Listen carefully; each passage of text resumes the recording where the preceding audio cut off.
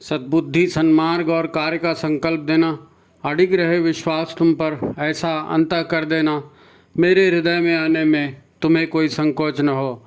हे गुरुदेव, मुझे नज़रों से दूर कभी न होने देना। हे गुरुदेव, मुझे नज़रों से दूर कभी न होने देना। नमस्कार।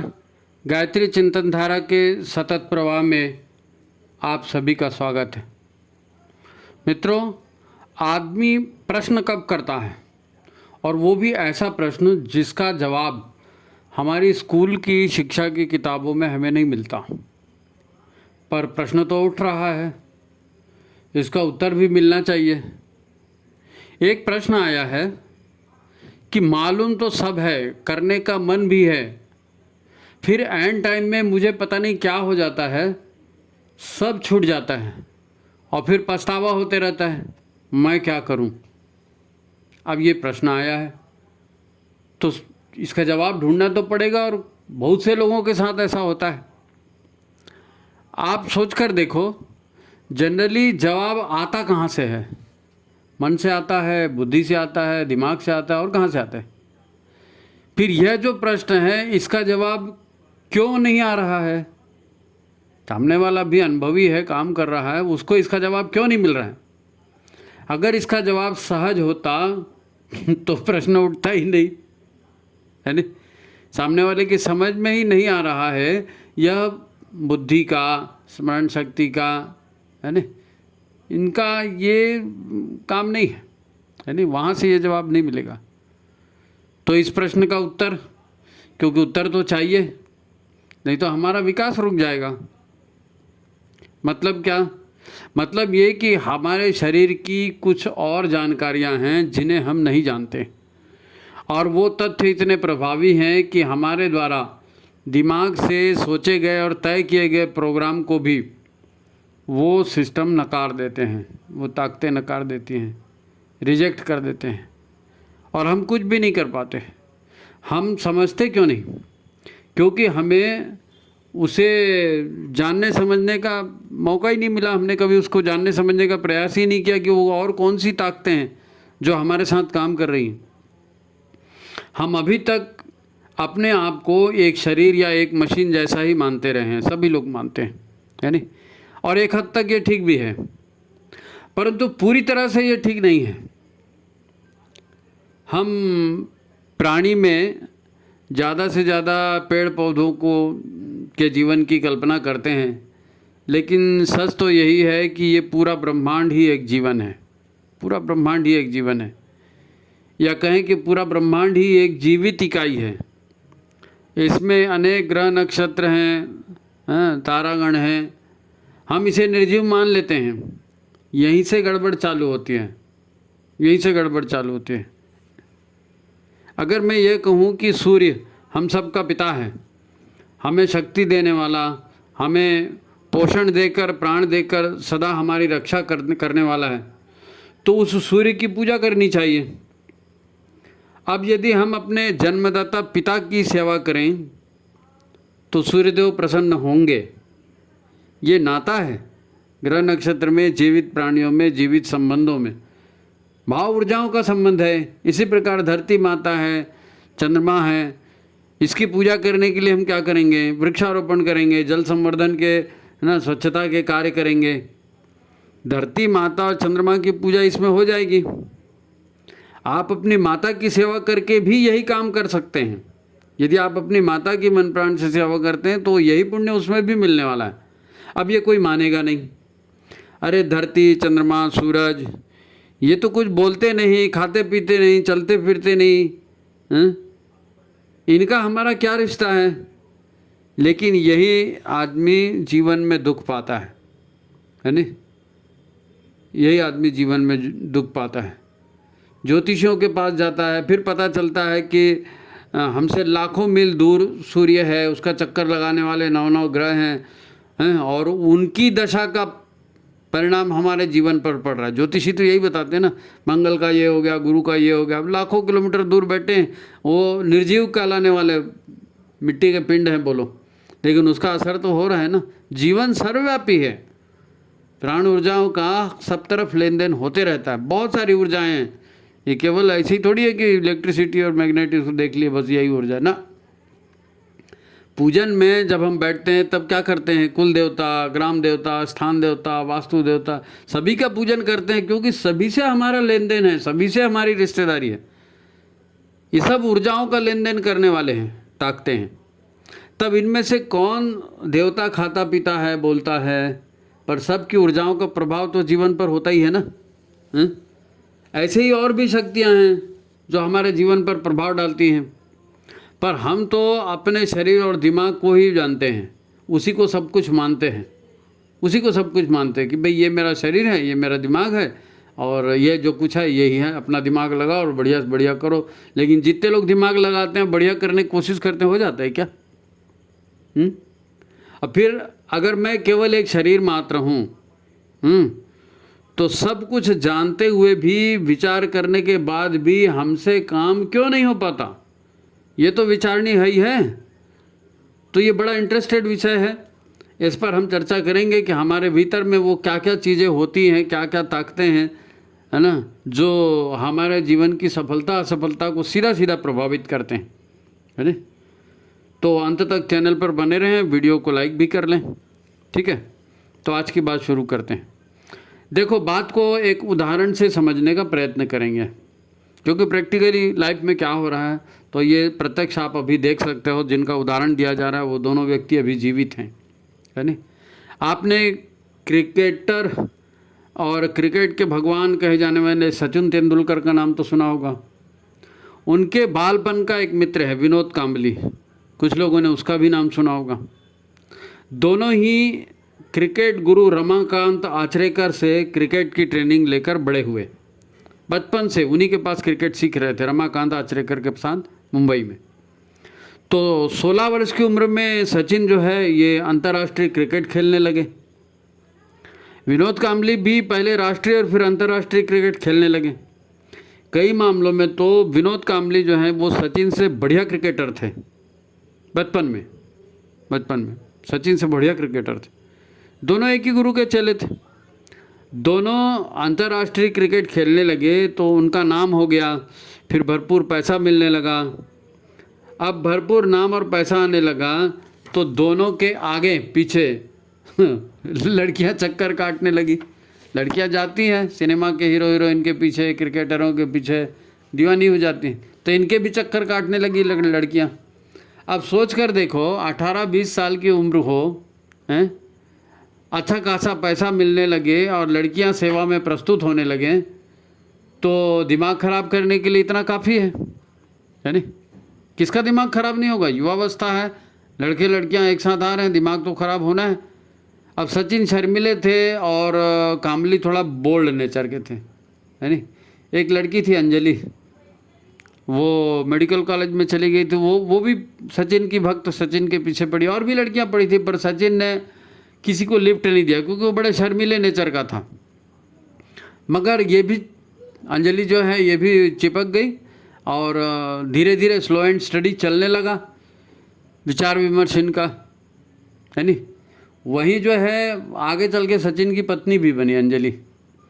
पर कांबली ने किसी लड़की को निराश नहीं किया। जितनी लड़कियां उसके पास आई वो सबका छैला बाबू बन गया। पार्टियां चलने लगी, धीरे धीरे दारूबाजी शुरू हो गई। अब दोनों दोस्तों के बीच जैसे खरगोश और कछुए की कहानी चल रही थी ना, ऐसी कहानी चलने लगी। कांबली सचिन से अच्छा ही खेलता था, पर लड़की और दारू को प्राथमिकता देने से उसका खेल बिगड़ गया, कंसंट्रेशन ब्रेक हो गया, उसे टीम से बाहर भी होना पड़ा। आज भी उसका स्वास्थ्य जवाब दे रहा है। खैर आज तो वो टीम पे नहीं है। सचिन के पास सैकड़ों करोड़ की संपत्ति है, सैकड़ों करोड़ की संपत्ति का मालिक है सचिन। इतना क्रिकेट खेला, सारा ध्यान क्रिकेट में लगाया, उससे पैसा भी मिला, सम्मान भी मिला, भगवान का खिताब भी मिला और इतना धन भी मिला। वो क्रिकेट का भगवान कहलाता है। उधर कांबली बीमार रहता है, उसके इलाज के लिए लोग आजकल चंदा कर रहे हैं।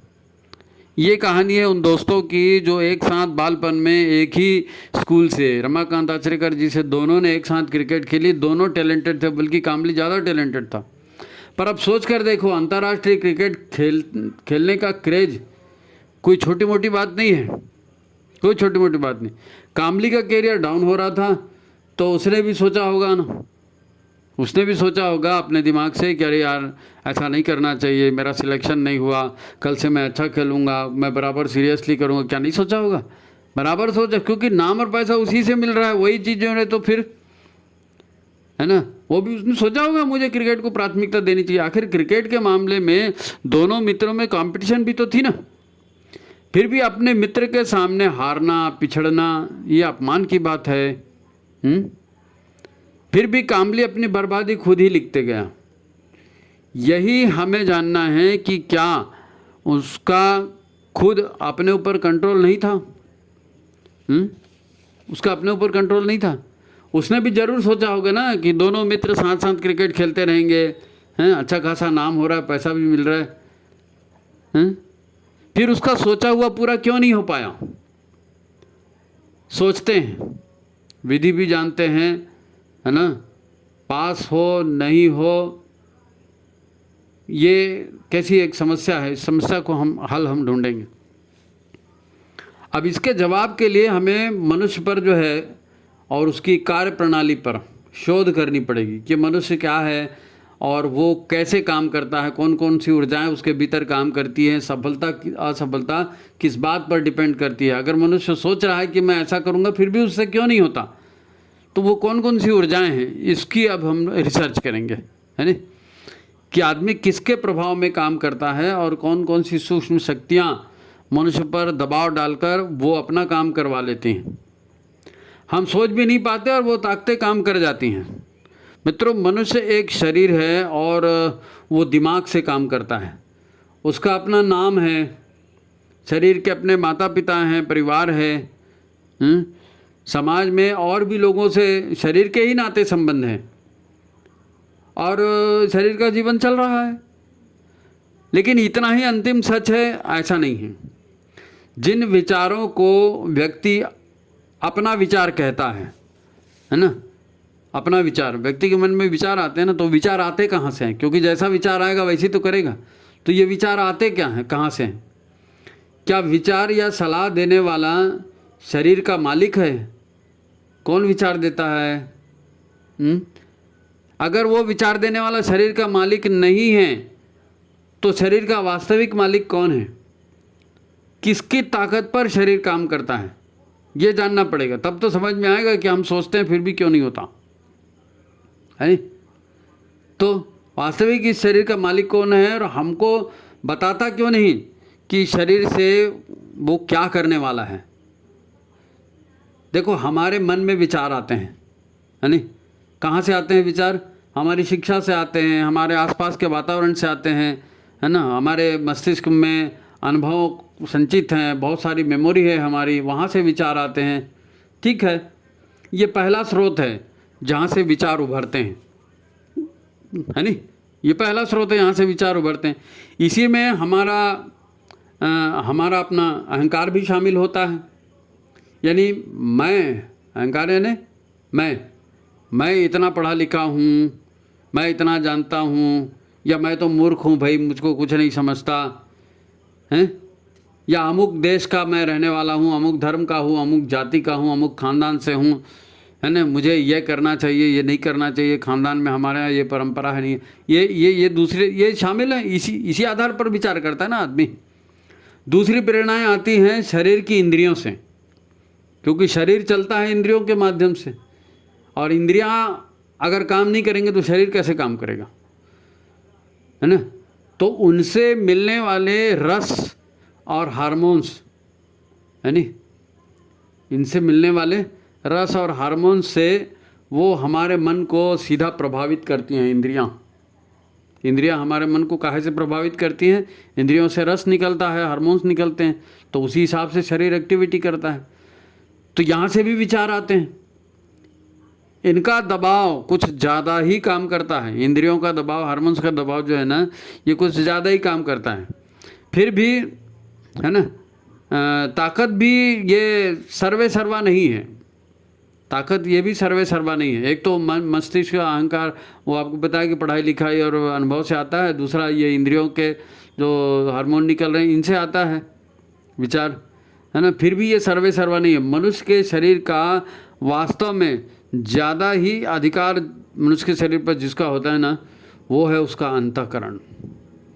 मनुष्य का अंतःकरण ये सबसे महत्वपूर्ण चीज़ है। अंतःकरण से जो बात आ गई, जो विचार आ गया, फिर उसको रोकना मुश्किल है नहीं। तो सबसे महत्वपूर्ण क्या है? जहाँ से विचार आते हैं, भावनाएं आती हैं, वो है अंतःकरण। इस पर हमारा जरा भी ध्यान नहीं रहता, हमारा जरा भी ध्यान नहीं रहता। लेकिन क्या करें क्या ना करें, ये तय करने वाला हमारा अंतःकरण ही असल भूमिका निभाता है। असल भूमिका नहीं। दिमाग से आप कुछ भी सोच लो, वो भीतर से जो आवाज़ आएगी ना, वही काम होगा। क्योंकि जिन ऊर्जाओं की शक्ति के लिए ये मनुष्य का शरीर हमें मिला है, वो ऊर्जाएं मुख्य कर्ता धर्ता हैं इस शरीर की। शरीर ऊर्जाओं से ही काम करता है, मुख्य कर्ता धर्ता वही है। ये है हमारे पूर्व जन्म से आई अतृप्त कामनाएं, अतृप्त वासनाएं, जन्म जन्मांतर के संस्कार, संचित स्वभाव, है नहीं। ये हमारे अंतःकरण में है ना। ये तीसरी, ये ज़्यादा इम्पोर्टेंट है ना। और ये अंतःकरण की बातें बुद्धि के पकड़ के बाहर की चीज़ें हैं, है नहीं। शरीर इन्हीं का है, अंतःकरण का ही शरीर है। इन्होंने ही इस शरीर का सारा इंटीरियर सिस्टम डिज़ाइन किया है। किसने? हमारे अंतःकरण ने। वो दिमाग एक तरफ गया, हार्मोन उसके बाद की बात है। शरीर का वास्तव में शरीर क्या है, कैसा बने, क्या करें, ये तो हमारे अंतःकरण से निर्धारित होता है, अंतर की भावनाओं से, वासनाओं से। उसी को तो शरीर मिला है ना। तो उन्होंने ही शरीर को डिजाइन किया है। यही ताकतें मन से काम करवाती हैं। हमारा मन ही तो भावनाओं कामनाओं का को प्राण ऊर्जा प्रदान करता है ना। मन ही प्राण देता है, तब तो काम होता है। अब देखो, बुद्धि से आदमी सोचता है, पर बुद्धि के पास ताकत नहीं है। बुद्धि से आदमी सोचता है ना, बुद्धि को अरे भाई बुद्धि में ज़रा भेजे में घुसाओ बोलते हैं, लेकिन खाली भेजे में घुसाने से तो बात नहीं होती। बुद्धि के पास ताकत नहीं है। वो विश्लेषण कर सकती है, क्या अच्छा है क्या बुरा है, बड़ा सोच विचार मीन मैक कर लेगी, 10 पॉइंट निकाल देगी, ये काम बुद्धि का है। लेकिन काम करवाना ये तो मन का काम है नहीं। प्राणों का नियोजन जो है ना, ये मन करता है। बुद्धि जानकारी इकट्ठी कर सकती है, मन के सामने विचार प्रस्तुत कर सकती है, बस इससे आगे नहीं। तो अब ये प्रश्न ये है कि बुद्धि के द्वारा प्रस्तुत विचारों पर मन प्राण ऊर्जा क्यों नहीं लगाता? बुद्धि ने अगर तय कर दिया कि हाँ ऐसा ऐसा करना है, तो मन क्यों नहीं मानता करने के लिए? तो वो इसलिए नहीं मानता कि मन जो है ना, ये रस का लोभी है। रस का लोभी। मन को रस चाहिए, जिसमें मज़ा आएगा ना मन वही काम करेगा, है नहीं। जिसमें उसमें रस का अनुभव होगा वहीं वो ऊर्जा लगाएगा। अब विनोद कामली जो हमने उदाहरण दिया था, उसमें विनोद कामली ने बुद्धि से तो ज़रूर विचार किया होगा ना, मेरा कैरियर ख़राब हो रहा है, मेरे को क्रिकेट पर ध्यान देना चाहिए, देखो सचिन को इतना पैसा मिल रहा है, वो इंटरनेशनल खेल रहा है, मैं उससे अच्छा खेलता हूँ, मैं खेलूँ। ये दिमाग से तो उसने भी सोचा होगा, क्योंकि कैरियर मैन बात है, नाम पैसा वहीं से मिलेगा। पर जब लड़कियां मिल गई, दारू पार्टी का मज़ा है, तो क्रिकेट प्रैक्टिस तो कभी भी कर लेंगे, आज पार्टी में चलते हैं, यही तो उसके मन में आया ना। अच्छा, प्रैक्टिस नहीं की तो शरीर की फिटनेस भी जाती रही, एकाग्रता भी भंग हो गई, एकाग्रता भी भंग हो गई हैं? तो टीम में सिलेक्शन नहीं हुआ। पहले तो सेकंड चॉइस होती थी कि सचिन खेलेगा, सचिन नहीं खेलेगा तो चलो कामली को खिला लेते हैं।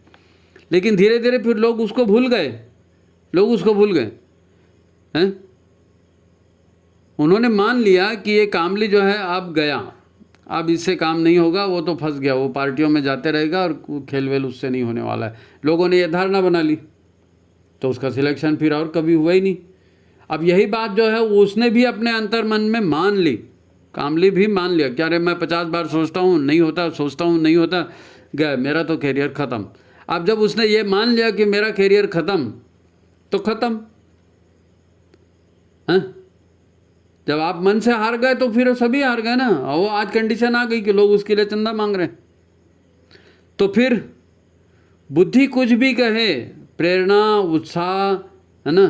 लोभ, आलस्य, प्रमाद, संकल्प, ये ताकतें अंतःकरण से आती हैं, भीतर से।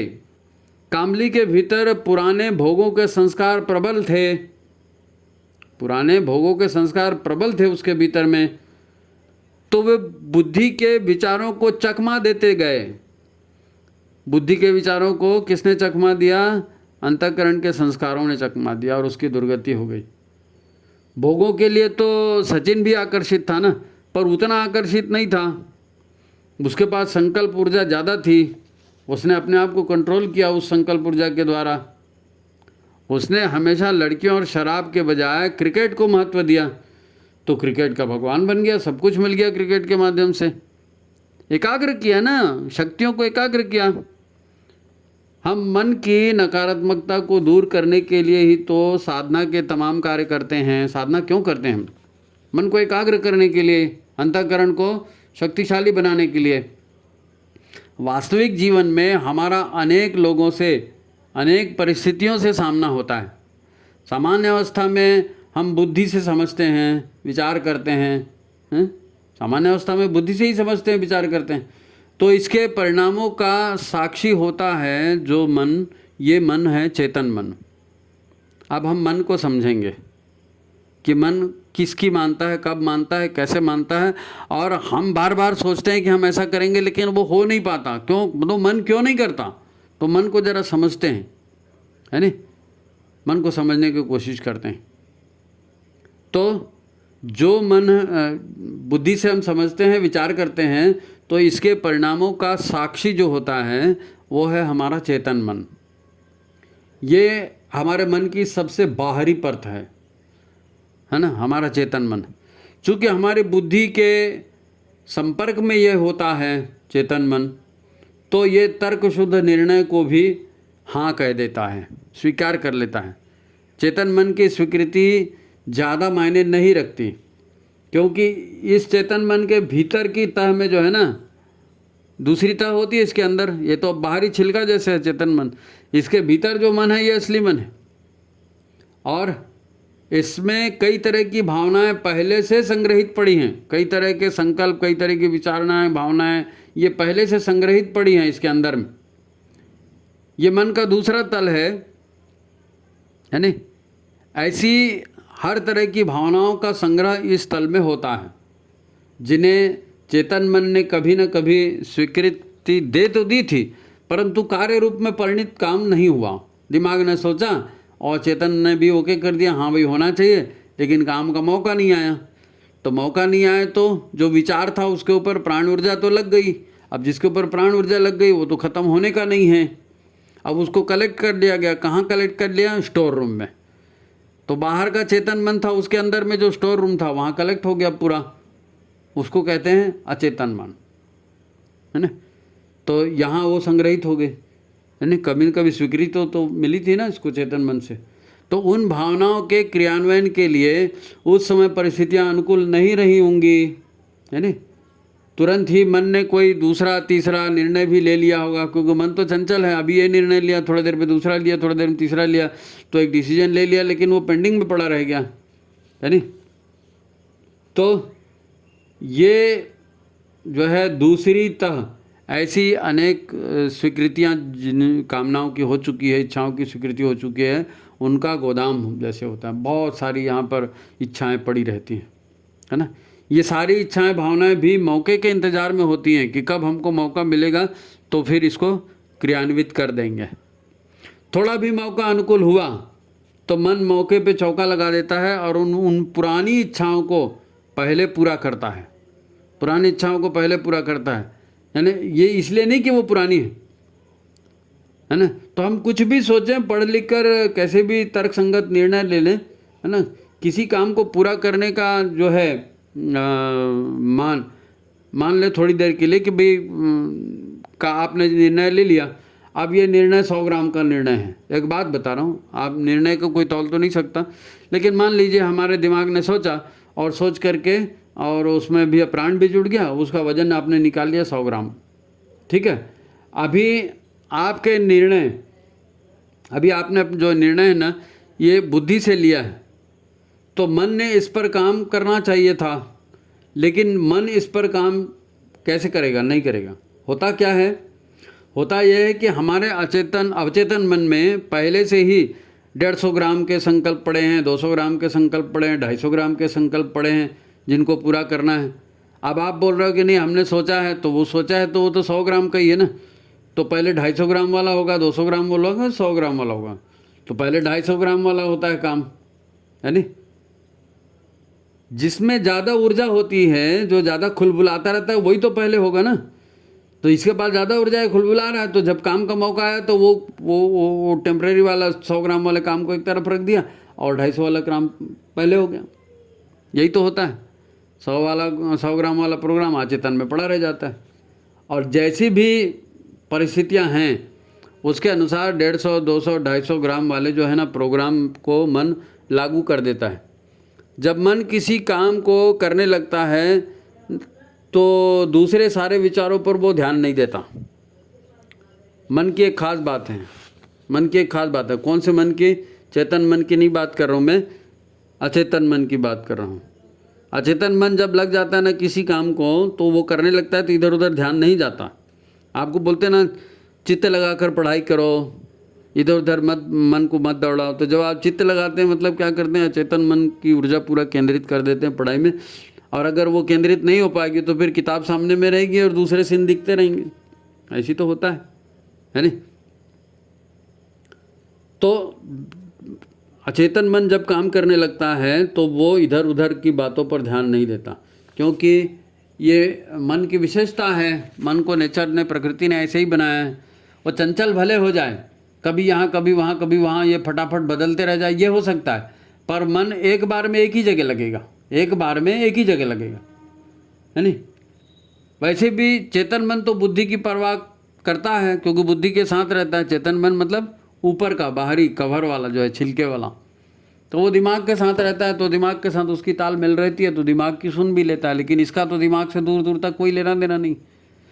अवचेतन मन तो बुद्धि को देखता तक नहीं। और अवचेतन मन वही काम करता है जो उसके भीतर पहले से भरा हुआ रखा है, फीड किया हुआ रखा है। पहले मौका नहीं मिला था तो जब मिलेगा तो कर देगा, है नहीं? अब मन की एक तीसरी तह और होती है जो सबसे भीतरी तह है, उसको अचेतन मन कहते हैं। चेतन मन ऊपरी छिलका है, अवचेतन मन मध्य भाग है, और सबसे गूढ़ जो है ना वो है अचेतन मन। ये तीसरी तह है, सबसे भीतर की लेयर हमारे अचेतन मन है, सबसे भीतरी लेयर। ये तो जन्म जन्मांतरों की भावनाओं का, वासनाओं का जो ऊर्जा बन चुकी है उनका बहुत बड़ा गोदाम है। ये जितने कषाय कलमश हटेंगे कटेंगे बोलते हैं ना, ये सब कषाय कलमश उसी अचेतन में भरे रहते हैं, है नहीं? इसमें अनंत स्मृतियां हैं, अनंत प्रसंग हैं। जब से सृष्टि बनी है, जब से शरीर धारण किया है, तब से पूरा जितना मेमोरी है सब उसमें भरा रहता है। अब प्राय ये फाइलें तब खुलती हैं जब व्यक्ति जो है ना शरीर छोड़कर सूक्ष्म शरीर में शिफ्ट होता है। स्थूल शरीर छोड़कर जब सूक्ष्म शरीर में सारी ऊर्जाओं को समेट लिया जाता है, उस समय ये थोड़ा सा एक्टिव होता है। उस समय क्या होता है? संचित कर्म ऊर्जाओं की जो है ना सेटिंग, रीसेटिंग होती है ना? आपको मालूम होगा, आपने पढ़ा होगा, हमारे शरीर में 72,000 नाड़ियाँ हैं, है नहीं? इन 72,000 नाड़ियों में भी जो है ना कई तरह की भाव संवेदनाएं, कार्मिक ऊर्जाएं, ये सब रहती हैं। अब जब चेतना शरीर को छोड़ के बाहर जा रही है, शरीर पूरा कट रहा है, तो वहाँ की सारी ऊर्जाओं को समेटेंगे ना। घर के बाहर जाते हैं, घर छोड़ते हैं, खाली करते हैं, तो घर का पूरा सामान इकट्ठा करते हैं ना, तब तो दूसरे घर में शिफ्ट करते हैं। तो वैसे ही शरीर छूटते समय ये पूरे 72,000 नाड़ियों का जितना भी संचित कर्म ऊर्जा है वो पूरा सब समेट ली जाती है ना। और जब सूक्ष्म शरीर में जाते हैं तो फिर उसके बाद में एक बार विश्लेषण होता है। विश्लेषण होता है कि भाई कौन कौन से कामों को करना जरूरी है पहले, है। अब विशेष अपवादों को छोड़ दो। विशेष अपवाद मतलब अकाल मृत्यु का प्रसंग, कोई एक्सीडेंट हो गया, किसी ने सुसाइड कर लिया, कुछ ऐसा वैसा हो गया, तो उसको छोड़ दो। जनरली जो नेचुरल डेथ होती है उसमें जो है ये चेतन, अचेतन और अवचेतन मन जो है ना, ये पूरा तीनों की तहों का जितना भी ऊर्जाएं हैं वो सब मिला दी जाती हैं। और सूक्ष्म शरीर में ये निर्णय होता है कि कौन कौन सी कर्म ऊर्जाएं, भावनाएं हैं जो प्रबल हैं, उसकी छटनी होती है। और फिर उनको पहले पूरा करना है। इस तो उनको पूरा करने के लिए जिस तरह के शरीर की ज़रूरत है, जिस तरह के, अगर मैं वो नारी सुलभ कामनाएं हैं, नारी सुलभ इच्छाएं हैं तो नारी का शरीर धारण करेगी, पुरुष सुलभ इच्छाएं तो पुरुष का शरीर धारण करेगी। और ऐसी इच्छाएं हैं, काम वासनाएं हैं जो किसी भी शरीर में पूरी हो सकती हैं और तुरंत पूरी करनी है, तो फिर जो भी प्राणी मिला उसी के गर्भ में घुस जाते हैं, कोई ठिकाना नहीं, क्योंकि जल्दीबाजी है, जल्दीबाजी है। तो ऊर्जाओं का निपटारा ये हो सके इस हिसाब से शरीर का निर्धारण चेतना करती है नहीं, अंतःकरण उसी में प्रविष्ट होता है। तो उसी की पूर्ति जिस तरह से कि जो है जीव जो है योनि में जाता है, उस तरह का फिर वहाँ से अपना सेटिंग बना लेता है। सूक्ष्म शरीर वैसी अपने लिए जगह बना लेता है ना। उसमें क्रियान्वित करने का उपाय करता है फिर कि ऊर्जाओं को कैसे क्रियान्वित करना है ना। एक तरह से इसको आप प्रारब्ध भी कह सकते हो, क्योंकि इन कर्म फलों को या इन इच्छाओं को भोगने के लिए उसने शरीर धारण किया है ना। बाकी हैं, पड़ी हैं, बाकी जो इच्छाएं पड़ी हैं वो अचेतन में पड़ी हैं डब्बे में, है ना। इतनी खाली सक्रिय हैं, इतना का भोग करना है इसलिए शरीर मिला, इसलिए उसको फिर प्रारब्ध भी कह देते हैं। अब फिर से हम मूल प्रश्न पर आते हैं। हमारा मूल प्रश्न क्या था? आपने सारी जानकारी बुद्धि से अध्ययन कर ली, बुद्धि से अर्जित कर ली, है ना। हमारे सारे दैनिक और रूटीन के काम तो हम बुद्धि और चेतन मन से ही करते हैं ना। तो वो चेतन मन से बुद्धि से पूरी जानकारी इकट्ठी कर ली और फिर अब काम नहीं हो रहा है। आगे हमारे भीतर का खेल जो है ना, इन ऊर्जाओं के आधार पर हुआ। इसकी चर्चा हम कर चुके हैं कि अंदर कैसे कामों को पहले प्रायोरिटी दी जाती है। अभी ऊपर देखा ना, अभी हमने बात करते हुए। तो अब एक ही प्रश्न उठता है कि हमने सोचा, हमने प्लान बनाया, सारी जानकारी इकट्ठी की, उसके बावजूद भी हम काम नहीं कर सके, तो फिर पछता कौन रहा है? क्या मन पछता रहा है कि बुद्धि पछता रही है कि शरीर पछता रही? कौन पछता रहा है? बुरा किसको लगा? ये काम बुद्धि और मन की सबसे बाहरी सतह यानी चेतन मन को होता है। चेतन मन पछताता है, चेतन मन पछताता है। लेकिन वही होता है, अब पछताए का हो जब चिड़िया चुग गई खेत। चेतन मन जो है ना, वो काम करने के समय उसको एक तरफ फेंक देते हैं और फिर जब नॉर्मल हो जाता है तो फिर चेतन मन सक्रिय हो जाता है बुद्धि के साथ। तो फिर वो पछताता है, अरे मैं ये सोचा था लेकिन हो तो ये गया। अब पछताने के सिवाय क्या होगा? आपको याद होगा, आपसे कहा जाता है कि एक बार आप असफल हो गए तो हार मत मानो, है नहीं। एक बार असफल हो गए तो हार मत मानो, बार बार ट्राई करते रहो। ऐसा इसलिए कहते हैं कि यदि बार बार 100 ग्राम, है नहीं, 100 ग्राम की जो है कर्म भावना संग्रहित होते जाएगी। एक बार 100 ग्राम की संग्रहित हुई, काम नहीं हुआ। दूसरे बार 100 ग्राम की संग्रहित, काम नहीं हुआ। तीसरे बार तो आप जो 350 ग्राम में काम किए थे, 500 ग्राम में काम किए थे, तो यही भावना वहाँ पर आपकी इकट्ठी हो गई ना 500 ग्राम की। तो फिर अब मन उसी को क्रियान्वित करेगा, क्योंकि उसमें फिर तीव्रता बढ़ गई काम करने की, तीव्रता बढ़ गई काम करने की, है नहीं। और अब आपका अचेतन मन स्वतः उसको क्रियान्वित करने के लिए आगे आएगा और फिर वही काम होगा, अच्छे से होगा। बार बार असफल होने के बावजूद भी जब हम काम करते रहते हैं तो हमको सफलता मिलती है। वो इसी कारण मिलती है क्योंकि वो संकल्प है, धीरे धीरे करके वो प्रबल होते जाता है ना हमारे अंदर में। तो मन को फिर झक मारे उसको पूरा करना पड़ता है नहीं। मन को उसको झक मारे पूरा करना पड़ता है। अच्छा, कई लोग जो है ना मिशन में औपचारिक रूप से जुड़ गए हैं, है ना, उनको भी यही शिकायत होती है। वो कहते हैं हमने अमुक संकल्प लिया था पर वो हमसे नहीं हो सका, उसने विरोध कर दिया, उसने सहायता नहीं की, पता नहीं गुरुदेव हमसे कब करवाएंगे। ऐसा बोलते हैं लोग, ऐसा बोलते हैं, है ना। फिर कई लोगों के विचार भी डगमगा जाते हैं कि अरे सोच तो रहे थे पर काम तो होता नहीं। फिर अविश्वास हो जाता है कि हमसे तो नहीं होगा।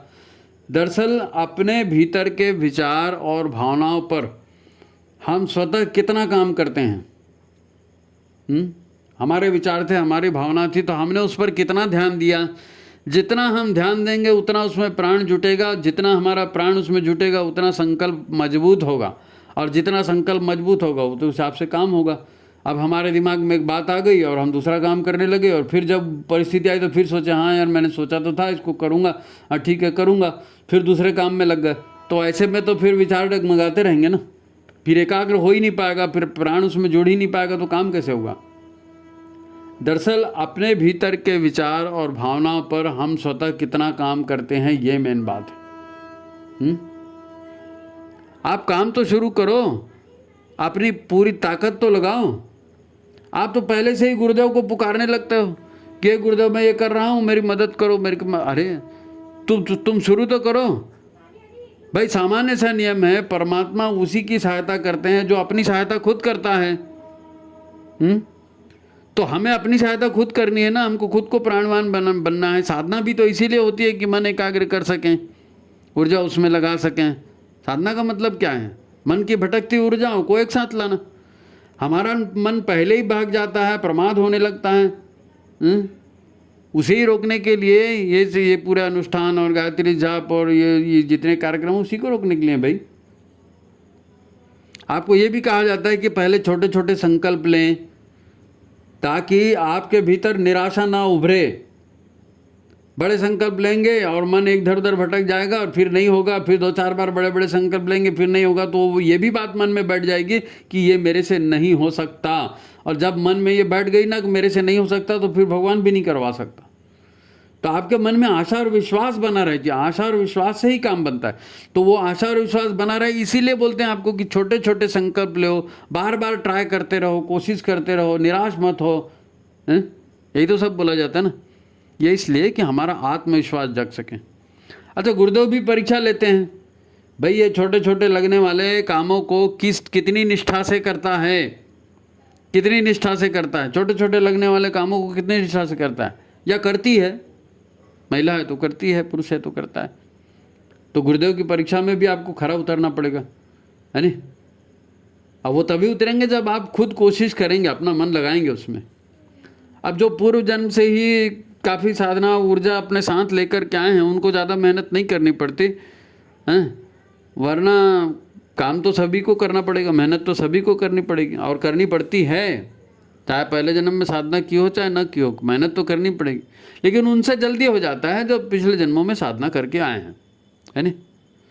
तो अभी तो हमने केवल मन की चर्चा की है। ऐसी अनेक दैवी आसुरी शक्तियां हैं जो हमारे जीवन को प्रभावित करते रहती हैं, उनके प्रति भी सचेत होना जरूरी है। साधना में वो सारे उपाय आते हैं, है ना, जो हमारे चिंतन और हमारे कर्मों को प्रभावित करते हैं, है नहीं। समय समय पर हम वीडियो में जो है इस तरह के सुझाव, इस तरह की ज्ञान की बातें, प्रसंग की बातें हम डालते रहते हैं। आप गायत्री चिंतन धारा के जब ओपन करोगे यूट्यूब में ना, तो उसमें वीडियो सेक्शन आएगा। वीडियो सेक्शन में क्लिक करोगे तो वहाँ 180-185 वीडियो हैं, अलग अलग विषयों पर है। उन सब का विषय एक ही रहता है, उन सब का विषय एक ही रहता है, क्योंकि हमारा उद्देश्य भी यही है। हम साधना करें, अपनी आत्मा की उन्नति करें, अपनी ऊर्जा को बढ़ाएं और युग निर्माण का काम करें, तो वो सारा मैटर उसमें मिल जाएगा। आप समय समय पर जो है ना गायत्री चिंतन धारा यूट्यूब में सर्च करके उसमें वीडियो देखते रहिए, आपको बहुत सारी उसमें समस्याओं का समाधान मिलेगा। कुछ न कुछ चर्चा हम जो है हर बार करते ही रहते हैं। तो ठीक है, मेन जो प्रश्न था हमारा, उस प्रश्न को जो है अपन ने पूरा करने का प्रयत्न किया है। मूल प्रश्न मैं फिर से एक बार पढ़ देता हूँ। मूल प्रश्न क्या था कि मालूम तो सब है, करने का मन भी है, फिर एंड टाइम में मुझे क्या हो जाता है पता नहीं, सब छूट जाता है। तो विनोद कामली के साथ भी सब छूटा था, है नहीं। फिर पछतावा होते रहता है। किसको पछतावा होते रहता है? बुद्धि को और चंचल जो चेतन मन है उसको पछतावा होते रहता है। अब मैं क्या करूं? तो क्या करूं? तो भाई साधना करो, ध्यान लगाओ, छोटे छोटे संकल्प लो और उन छोटे छोटे संकल्पों को पूरा करो मन लगा करके। तब गुरुदेव की भी सहायता मिलेगी, तब गुरुदेव की भी सहायता मिलेगी। आप कुछ करो तो सही, कुछ आगे चलो। फिर अब शुरू से ही गुरुदेव गुरुदेव करोगे तो नहीं बनेगा। थोड़ा सा आपको काम करिए, फिर वो आएंगे मदद के लिए, विश्वास रखिए। तो ठीक है, आज की बात यही समाप्त करते हैं। जो प्रश्न था उसका उत्तर हमने दे दिया है, और ये प्रश्न बाकी लोगों के लिए भी महत्वपूर्ण था, क्या इसीलिए इसका वीडियो बना, नहीं तो पर्सनली फ़ोन करके भी बता देते। तो आज की बात यही समाप्त करते हैं। वीडियो को लाइक कीजिए, जिन्होंने सब्सक्राइब नहीं किया है वो सब्सक्राइब कीजिए, और अपनी टिप्पणी ज़रूर लिखा करो।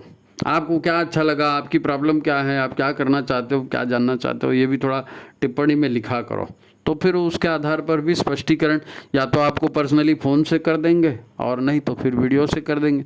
तो वीडियो से करने के लिए तो थोड़ा टाइम लगता है, क्योंकि आपका प्रश्न आया तो प्रश्न माता जी के पास जाता है, माता जी जैसे सुझाव देती हैं वैसे होता है। तो ये आज की बात यहाँ समाप्त करते हैं। सभी को प्रणाम, नमस्कार।